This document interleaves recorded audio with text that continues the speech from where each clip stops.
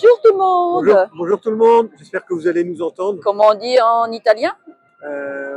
Buongiorno a tutti. Buongiorno Voilà. a tutti, hein. tutti.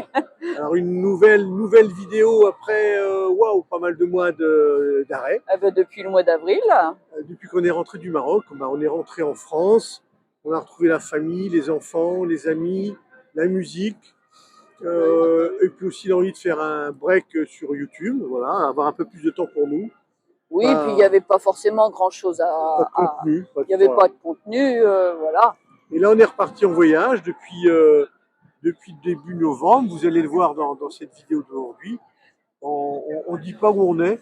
Ah non, on dit pas où on est Regardez derrière nous. Et nous lançons le premier jeu de ce voyage. Bon, Lilouane et Arthur, vous devez savoir. On est où? Vous mettez en commentaire où on est.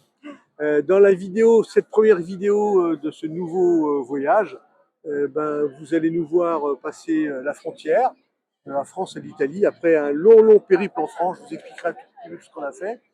De la frontière, on a été ensuite, vous allez voir, on est allé surtout visiter Vercelli. Vercelli. On ne vous a pas mis, je ne vais pas vous mettre dans cette vidéo tout le détail de Vercelli, c'est le foyer de ma famille, de mon grand-père.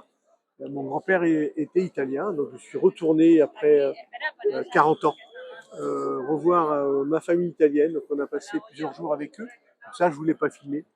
Un moment assez émouvant. Oui. Au moins de retrouver les traces de mon grand-père, la maison où il est né. Et puis la cousine de la maman d'Hervé, Bianca, qui nous raconte, coucou Giancarlo. Qui nous raconte la vie italienne et la vie française. On parle de Bretagne et d'Italie dans les mêmes conversations, c'est formidable. Voilà. Il y aura une vidéo spéciale que je vais faire sur l'entreprise Zanel, une entreprise de tissage. C'est une entreprise familiale qu'on a pu, donc qui est de mes cousins, que l'on a pu visiter en fonctionnement. C'est une visite vraiment magnifique. Donc je vais vous faire un film spécial et ça sera pour un autre moment. Oh, voilà. Vous allez avoir plein de choses à regarder parce que nous on en a plein les yeux de ce pays. Il y en a plein les yeux. Trop à voir, mais pour le moment, ça fait un peu trop froid, donc voilà. on descend dans le sud. On descend. Là, on est descendu, mais c'est encore très froid aujourd'hui, puisque vous voyez, on a les manteaux. Ceux qui nous suivent sur Instagram ou Facebook savent où on est arrivé aujourd'hui, pourquoi on s'est arrêté. Jimmy a décidé de nous arrêter quelques jours. Allez, bonne vidéo et à bientôt. Ciao. Hasta luego. Non. Ciao. Arrivederci. Allez, bye. Bye. Nous partons pour un nouveau voyage en Italie, mais avant d'arriver en Italie, nous allons traverser la France pour aller dire un petit coucou, voir la famille, les amis, léger crochet par Nancy, c'est la route pour l'Italie. Ensuite, on descend quand même vers l'Italie avant de prendre la montagne. On va faire quand même aussi une pause à Grenoble. Et enfin, nous arrivons en Italie. Jeudi 6 novembre, nous quittons la région de Grenoble. Nous avons quitté hier soir la région de Grenoble et commençons l'ascension par le col du Lautaret. Parce que de toute manière, le tunnel du Mont Blanc étant fermé jusqu'au... pas loin. Mi-décembre, je crois. Non, oui c'est ça, c'était 3 mois. On n'a pas trop le choix, donc on va faire de la grimpette. Jamie va faire la montagne.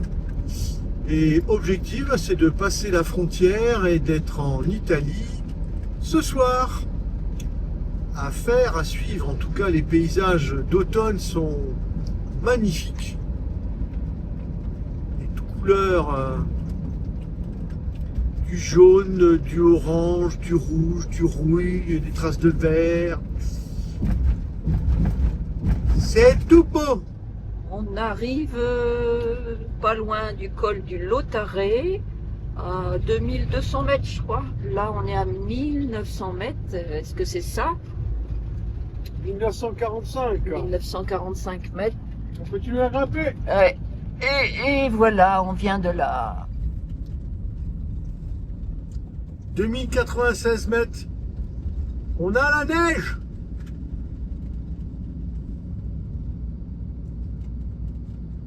Et nous sommes au col du Lautaret.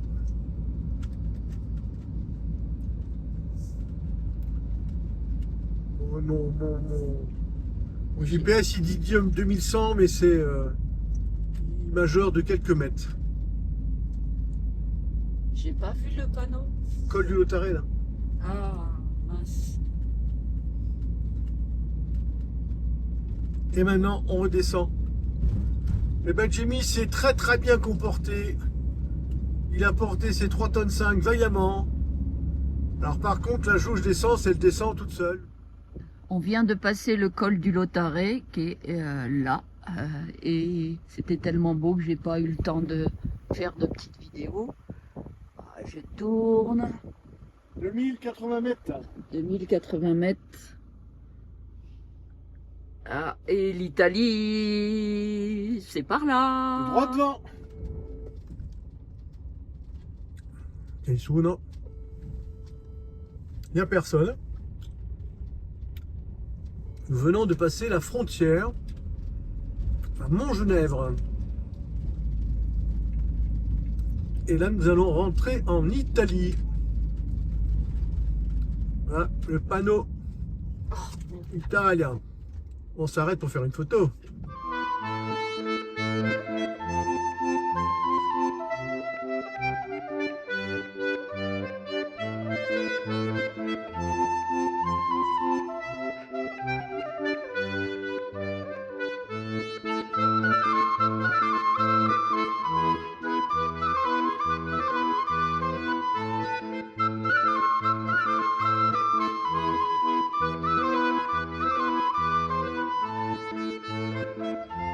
Petite vidéo originale en ce 8 novembre.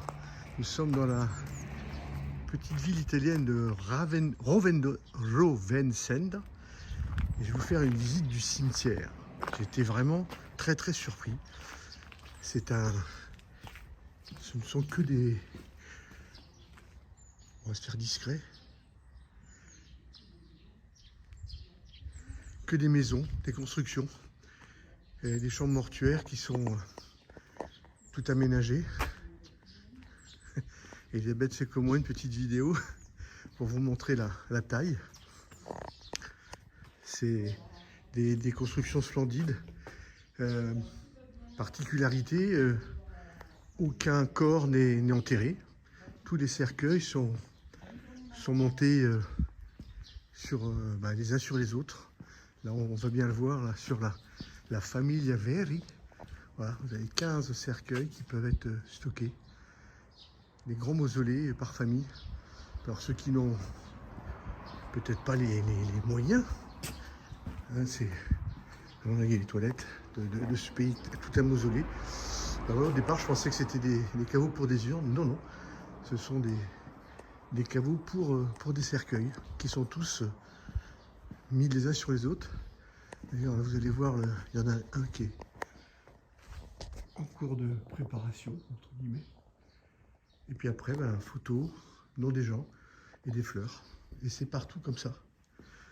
Voilà, petite particularité. Je ne sais pas si tous les cimetières italiens sont comme ça. On verra.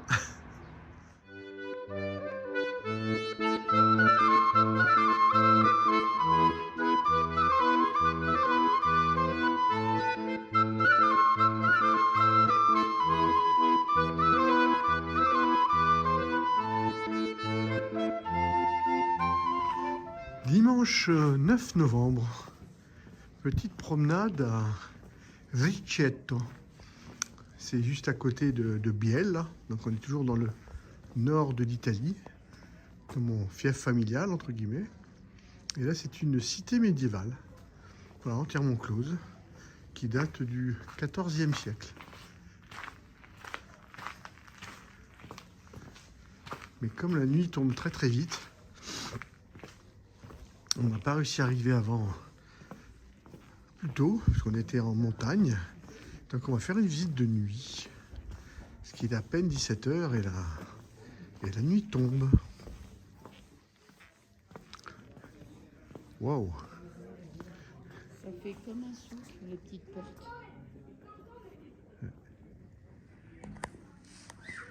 Alors c'est vrai qu'il faudrait l'imaginer l'été, avec des animations partout, des boutiques ouvertes. Des boutiques ouvertes, peut-être, hein, mais ça fait la même idée. Les rues pavées, toutes les guirlandes qui sont en haut, pas encore allumées. C'est dans les préparatifs de Noël. On a vu qu'ils avaient commencé à amener des sapins de Noël. Et à la sortie de la petite ville médiévale, on aura le plaisir sûrement de manger des châtaignes grillées. Elles étaient en train de se préparer quand on est rentré.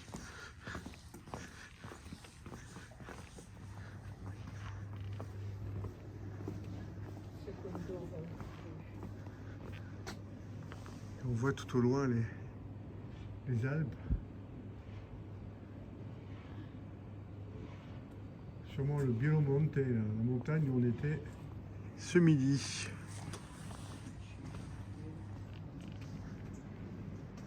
Donc des rues parallèles et des maisons. Des toitures très très avancées pour, j'imagine, protéger de la chute de neige.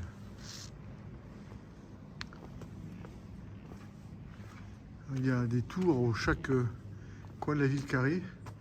Derrière moi, l'autre tour est en rénovation.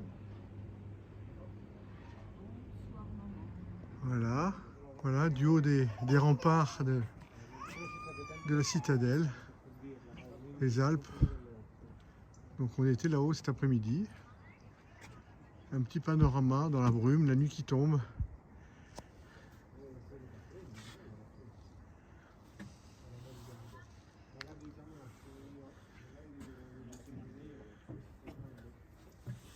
Alors un peu dommage parce que on est tard dans la saison ou trop tôt avant Noël.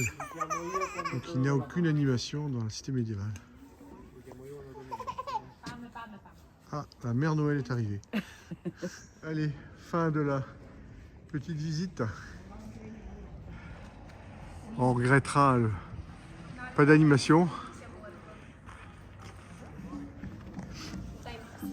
Le peu qu'on va avoir, c'est à la sortie.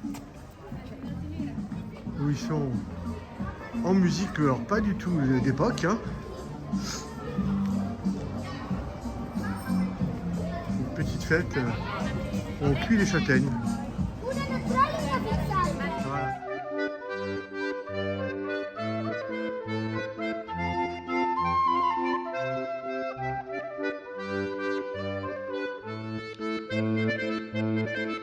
Mercredi 12 novembre, nous sommes à Vercelli.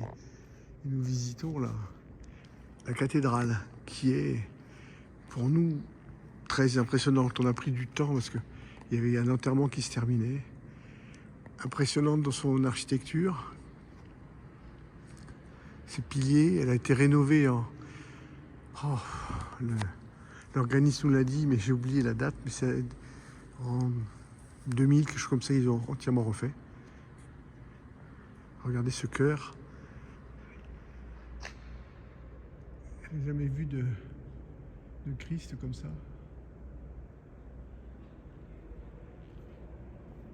Et on a eu l'opportunité, la chance, qu'on nous ouvre les portes de l'orgue, du grand orgue, avec l'organiste qui nous a emmené le visiter. Ah, les lumières s'éteignent.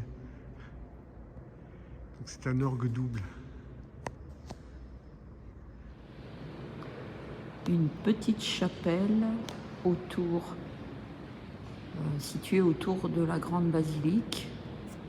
Ici, il y a un gisant. La coupole.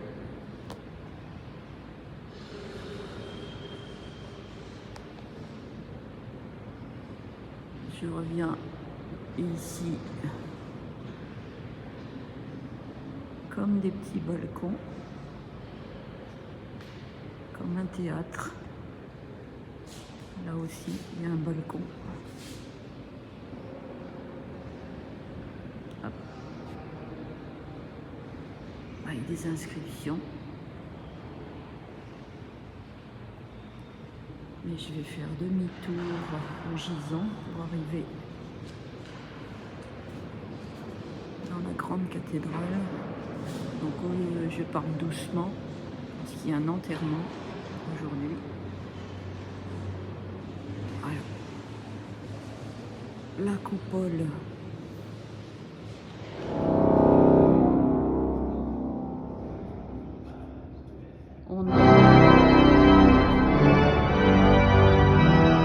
C'est l'escalier qui mène à l'orgue.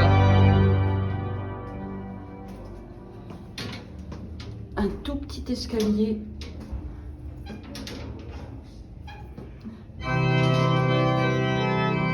Hervé a l'explication. Petit passage.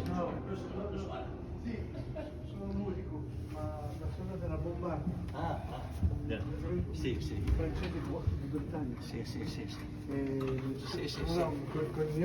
Ici, c'est l'orgue. Ha la timbrica tipica del 1910 anche qui.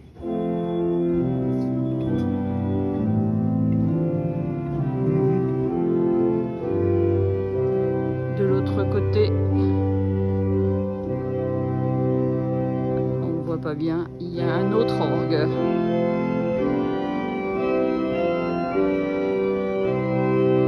E poi c'è il ripieno.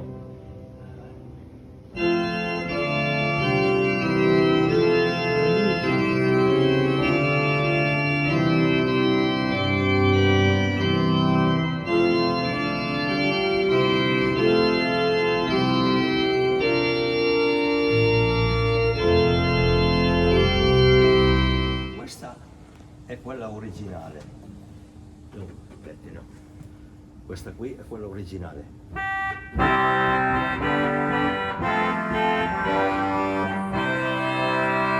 E poi invece queste qui, il fagotto, sono di là.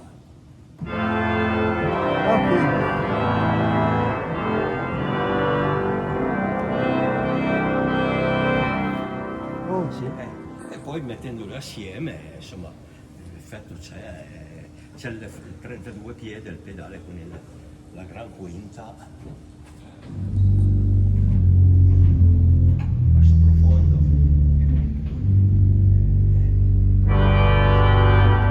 È solo che ci vorrebbero sempre tanti soldi.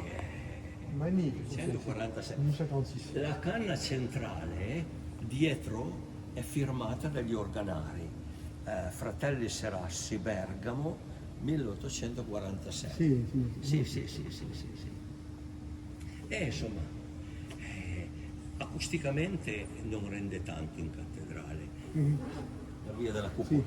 La cupola assorbe il suolo. L'ideale era o metterlo lì dietro, però l'hanno messo qui. Era già qui all'inizio dell'Ottocento, perché sopra ci sono i mantici, le pompe sono sopra. E c'è una data, 1807, quindi vuol dire che erano già da sopra. E qui bello, c'è l'organista ufficiale che è molto bravo. L'organista titolare, lui è veramente bravo. L'escalier pour redescendre. L'organista che è di un giovane a 44 anni, ma è veramente bravo. Io sono l'organista dei funerali. I morti non si lamentano, quindi posso suonare.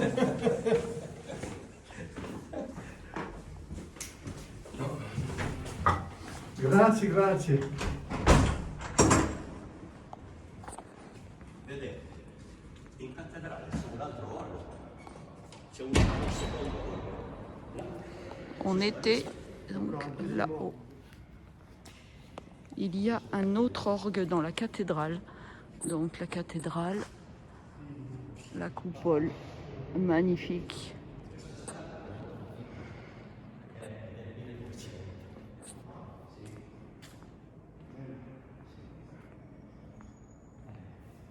E l'altro organo è qui.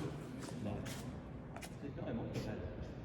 Qui c'è Un autre, une autre orgue ou un autre orgue. Ici, fondatore della diocesi. È morto nel 371. 371. en symétrie. Sant'Eusebio. Sì. Comunque quello è funzionante. Ho fatto un concerto di comunque, un mese fa. Magnifique. Ma di niente, siete andati da Sant'Eusebio. À quelques mètres de la cathédrale. Donc la cathédrale, elle est là-bas avec son joli dôme. Une basilique, celle-ci plus facile à prononcer, basilique Saint-André. Voilà, magnifique.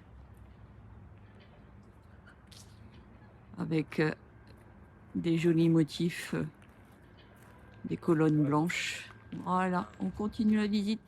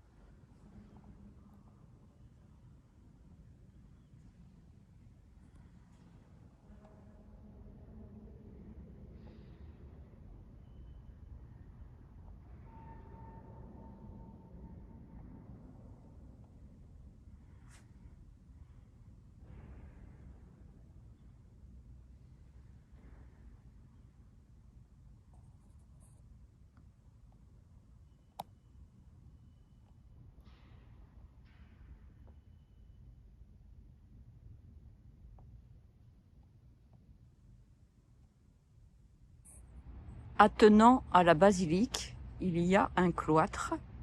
Et il y a Hervé qui est déjà parti voir. Et c'est ouvert, alors on y va. On est derrière la basilique, le cloître, qui fait tout le tour, qui est magnifique, avec ses pierres, ses briques, ses colonnes en marbre. Je pense que c'est du marbre, du granit. Tout le tour, un joli puits. Les fleurs qui sont encore présentes.